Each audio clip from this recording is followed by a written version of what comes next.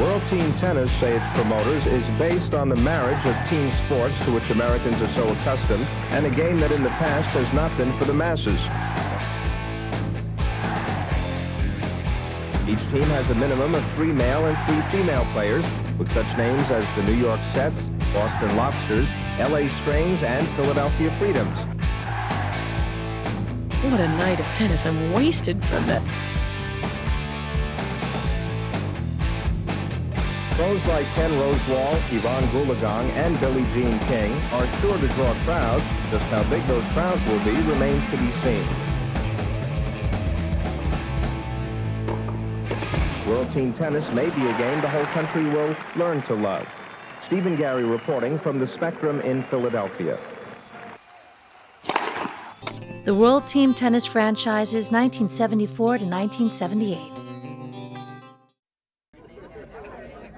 You're gonna make it after all. The Minnesota Buckskins.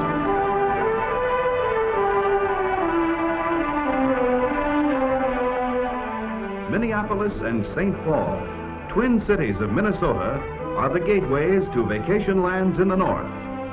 Minnesota had a small college tennis legacy on par with its legendary high school hockey. In tribute to the region's Scandinavian trapper past, the Northland's first tennis team was christened the Minnesota Buckskins. The team's original ownership failed in their pursuit of Stan Smith, Linda Taro, and even Billie Jean. So Twin Cities baker Bert McGlynn stepped up with the dough. McGlynn was later an original owner of the NBA Minnesota Timberwolves.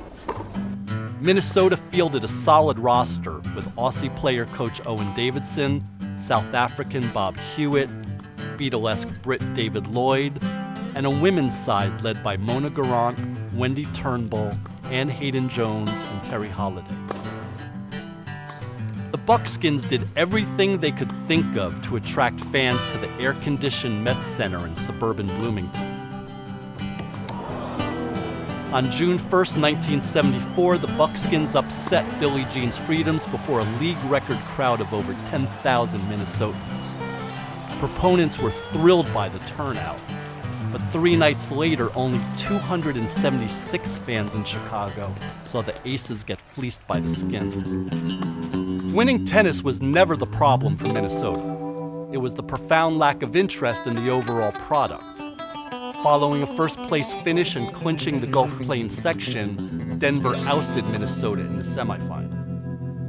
The games were so poorly attended that the league assumed operations to cover 6 weeks of back pay.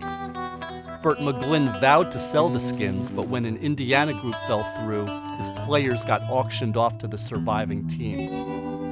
GM Lee Mead later admitted to Sports Illustrated, "You could call the Minnesota Buckskins a failure." Bob Hewitt was an odd bird. The polite double star was prone to violent on-court outbursts. He recently made headlines for disturbing behavior that dated back to his days with the league. The former tennis Grand Slam champion Bob Hewitt has been sentenced to 6 years in jail in South Africa for raping and assaulting young girls he coached in the 1980s and 1990s. Judge Bert Bam told Pretoria's High Court after delivering separate sentences for the 3 crimes, the effective period of imprisonment is 6 years.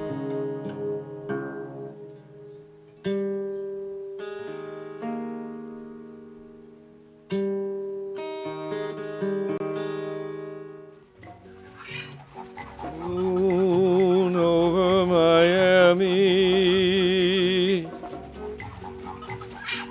The Florida Flamingos. Tennis was all the rage in South Florida.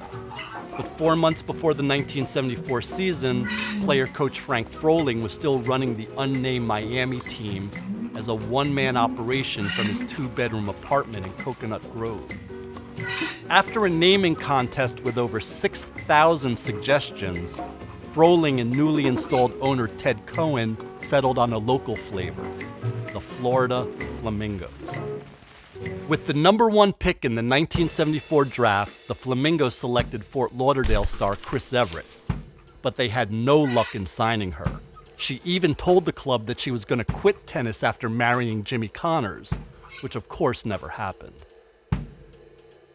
Ladies and gentlemen, the Froling Stones. Froling's roster was dubbed the Froling Stones.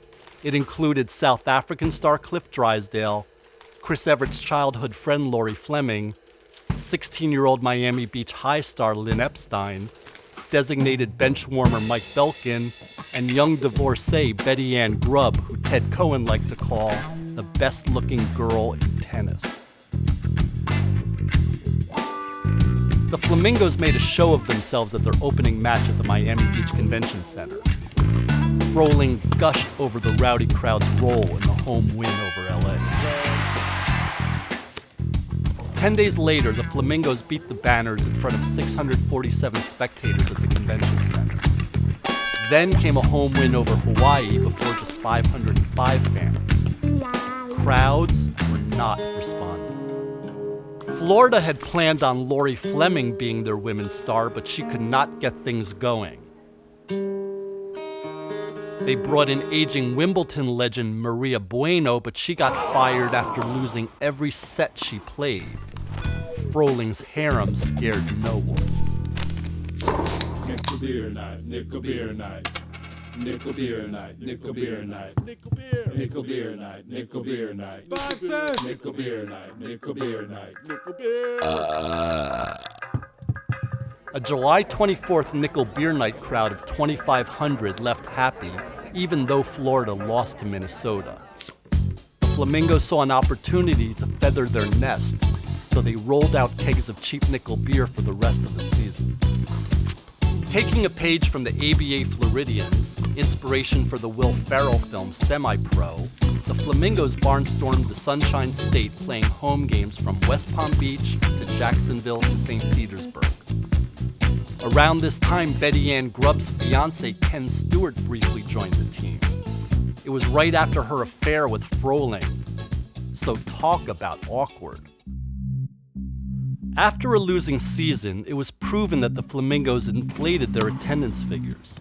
The club particularly padded the number of season ticket holders. They boasted of over 1,000, but convention center ledgers showed less than 200.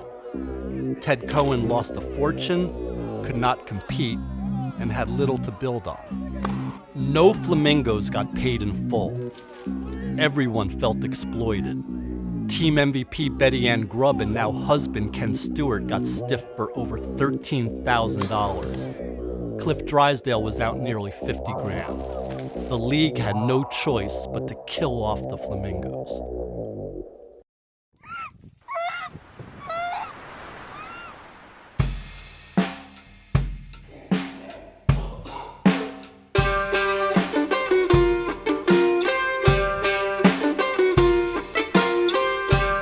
The Hawaii Lays.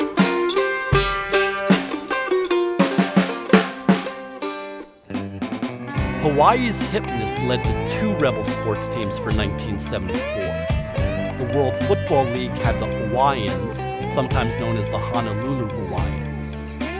WTT's Hawaii Lays created a native-friendly logo of a lei garland wrapped around a tennis racket. The 1974 Lays featured former U.S. Davis Cup captain, player-coach Dennis Ralston. His roster included the Bay Area's Ann Kayamura, Aussie Ross Case, South African Brigitte Kuipers, and Southern Californians Michael Machete and Valerie Zeigenfuss. Original 8 Virginia Slim star Christy Pigeon failed to make the cut. The Lays endured a miserable first season, winning just 14 of 44 games. They split their poorly attended homestands between the HIC, or Honolulu International Center, and the gym at nearby McKinley High School. The lack of interest directly related to the lack of star power. The Lays community outreach efforts did not catch on. Neither did the Oahu Refuse Collectors Booster Club, a fan club of 193 Honolulu garbage men wearing Lays t-shirts imprinted with garbage trucks at all their home games. The low light was a forfeited match when league officials ruled that the small high school gym on Kauai where the Lays were playing did not meet league regulations. The Lays returned for 1975 with a revamped roster. Player coach Butch Buchholz replaced Dennis Ralston. Then John Newcomb was signed after his Easy Riders folded. Nuke gave the Lays a real boost in the first half of the year. But then he injured his knee and never returned as their second season crashed and burned.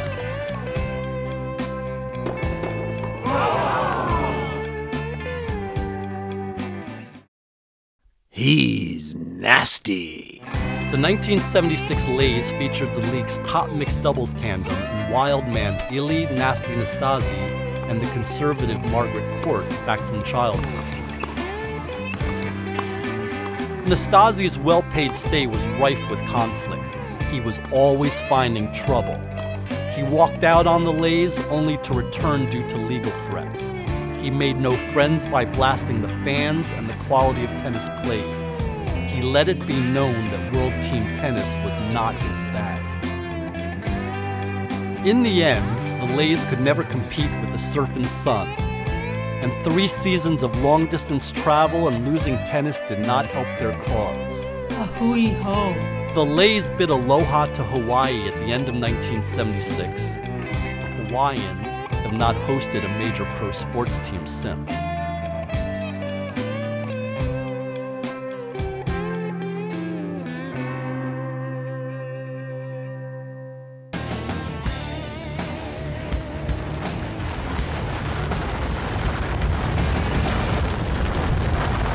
The Seaport Cascades.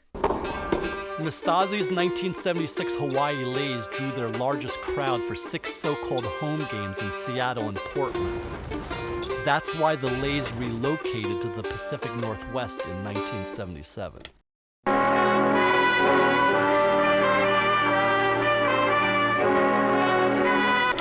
The franchise overhauled their roster and split their home games between Seattle and Portland as the Seaport Cascades.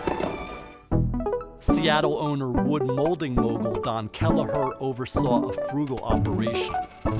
His big idea was to sign local tour pros and hope they'd build enough of a buzz to fill arenas in both cities. So they signed Seattle's Tom Gorman as player-coach, local pros Pat Bostrom, Joanne Russell, and Steve Doherty, and anchored the staff with veteran Betty Stova. Gorman's Cascades recovered after a slow start. He led by example as one of the league's top stars of 1977. His play, along with the mid-season signing of Californian Eric Van Dillen, elevated the Cascades into the playoffs.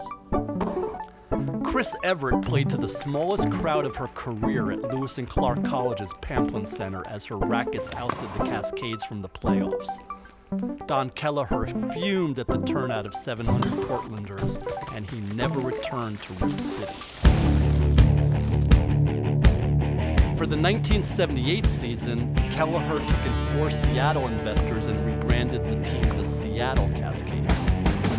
The 1978 Cascades retained Tom Gorman and Betty Stova and brought in Brigitte Kuipers, Rita Redondo, and big swinging Texan Sherwood Stewart. Seattle lost 8 of their first 10 games playing to empty arenas and resorted to slashing ticket prices. One-offs in Spokane, Washington and Corvallis, Oregon drew even worse. Despite little interest, the Cascades found their rhythm. They ripped the lugs, clobbered the rackets, and dunked the apples to gain the final playoff seed. Seattle stunned San Diego in the quarterfinals, but Boston eliminated them in the semis. Bounced paychecks dispirited the players and repelled potential new investors. Kelleher eyed a sail to Houston before the league imploded. Hours before the Cascades disconnected their office phones, WTT honored Sherwood Stewart as the 1978 Rookie of the Year.